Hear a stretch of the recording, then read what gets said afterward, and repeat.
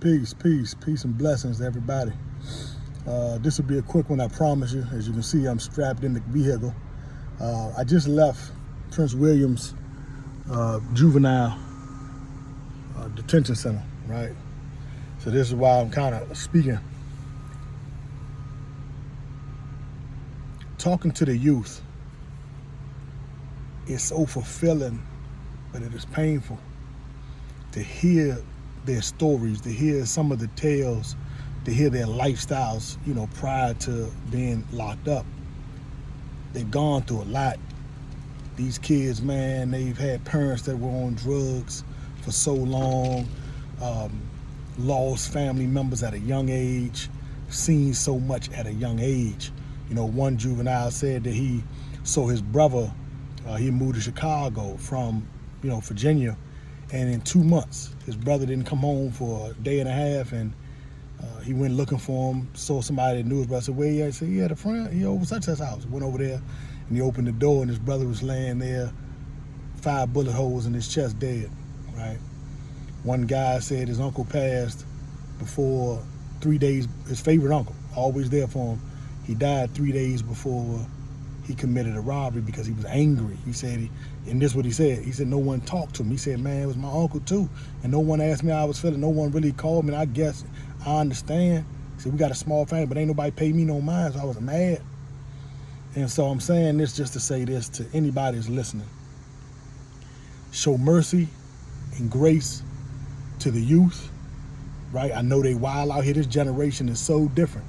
I'm talking about from the TV shows they watch to how they respond to elders. It's no more yes, sir, no, sir, yes, ma'am, no, ma'am. I mean, I was raised like that, right? But they like, yeah, what's up? Bro, they, the dudes calling, the youngins calling everybody bro, girls included, right? Those be off terribly. But it hurts when we talk to them. And this is what we do, you know what I mean? This is what we do,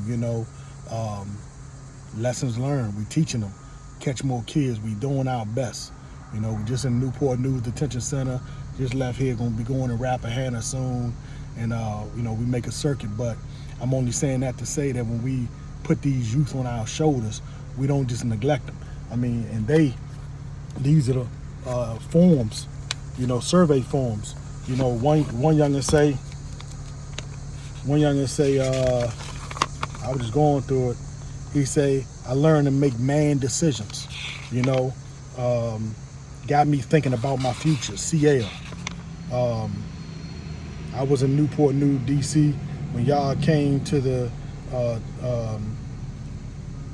with the cats and talked to me. He remembered, you know what I'm saying? He was there, right? They remember when we come, he said, I learned a lot from these people, and I appreciate their wisdom that they gave me, right?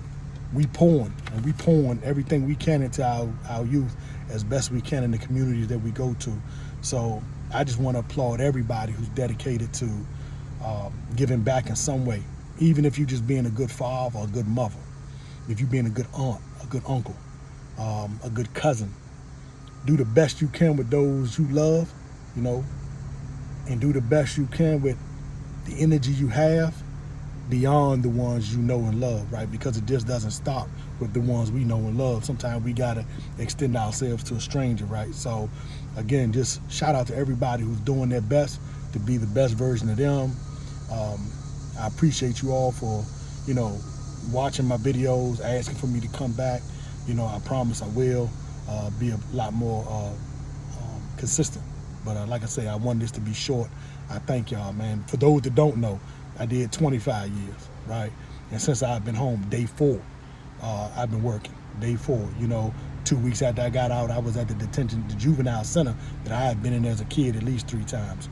So I'm gonna keep giving back. I'm gonna keep showing love to the youth in our communities, and I'm gonna do my best to show that I've changed, and I wanna help us, get to a better place in life. So again, I salute all you all out here working on the front line, all those behind the scenes, and keep pushing yourself, keep pushing one another.